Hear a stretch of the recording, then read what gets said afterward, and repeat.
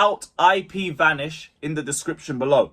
This is a VPN which you know is obviously going to help all of you guys who are still struggling with that crappy 3 PM blackout that we still have as a rule in England in big 2025. But you guys already know VPNs help you get access to other countries and their networks which are allowed to show the 3 PMs. So if you guys head down in the description or just scan the barcode, which is on the screen here somewhere. If you guys want to scan that, you get up to 83% off with IPVanish. So go check that out.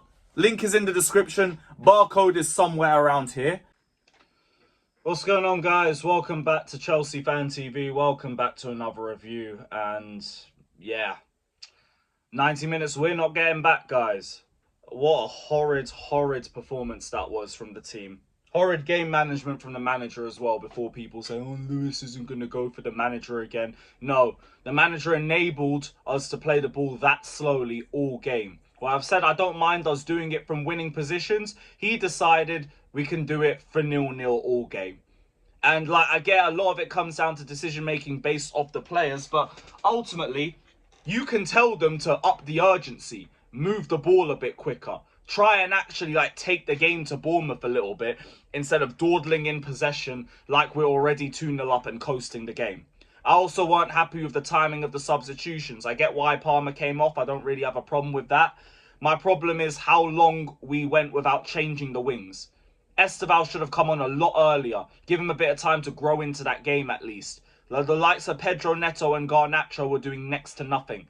Garnacho, at least you were decent with your actions and like making your decisions a bit quicker than Pedro Neto doing the whole, let me cut inside 20 times and then go for a cross if the chance isn't already ruined. Or just a straight head down running from him, which is just driving me nuts all game. But he'd never changed that until like 15 minutes left to go in the game. Not good enough.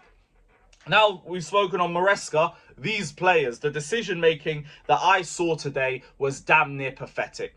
The only players that I think can leave this game with their heads held high is Fofana and Robert Sanchez. If we want to talk from a defensive aspect, I'll put the whole back four, really. I thought Gusto, Cucurella did well defensively, as did Trev. First off, I think like none of them did well defensively, in all honesty. But I think we got a lot better all towards the second half and we minimised the amount of chances on goal. Everything else leaves a lot to be desired. Enzo Fernandez, I'm sorry, but I'm rapidly running out of patience because this brother is so inconsistent. It's not even funny. And I get he was on a good patch of form before the Leeds loss. He did well against Barca, he did well against Burnley, did well against Wolves, did well against Arsenal. But before that, you were still up for question because your weight of pass and your decision making was not good enough. Now I feel like we've reverted right back to that type. And with Caicedo out, I need you to step up. But what you're showing me is that it really is Caicedo that's the midfield general. And you might be the side ting. It might be that. Gusto, good defensively, not so good going forward, I thought. The wingers, I already spoke about them. The forwards, the strikers. Yo, what have we done? I'm trying so hard not to come to sweeping statements early on Liam Delap. But yo, you look dangerously bad. All this guy does is try to beef a centre-back after the ball's gone out of play. That's all he spent the best part of 30 minutes doing. And then when one of them sticks it back on him, he's dislocated his shoulder. Well done. I don't wish injury on you. I don't wish injury on anybody. It's unfortunate. But you're the one that went for him first and then he let one back on you afterwards. Stop beefing everybody and try play some fucking football. It wouldn't kill you to do that, mate. And then Mark Hiu came on. Didn't do anything either. Didn't do anything either. Like, he was just kind of just the same with a bit more of a press. If that's worth anything. Look how low the bar is, man. I'm saying Hiu's been better than Delap because he's pressing a bit more. I think Garnacho's been better than Neto because at least Garnacho made his actions a little bit quicker than Neto did. The midfield, Reece James, Enzo, the decision-making stunk. And we're getting done by a makeshift Bournemouth midfield. And I'm out here praising my goalkeeper as the man of the match. This is how the game went, guys. This is how the game went. pathetic.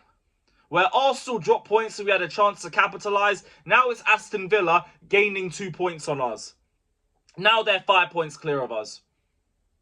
And we've got to play Villa at the end of the month, thankfully. But we also have to go away to Newcastle. Thankfully, Caicedo will be back for, the Atalanta game. So Enzo's got someone that can hold his hand through the 90 minutes. But I'm getting sick to death of this poor decision-making from a lot of these players. We're looking so naive. And this has to change. It has to fucking change. It's an embarrassing performance and an embarrassing result. Let me know your thoughts down in the comment section. Like, subscribe. I'm out.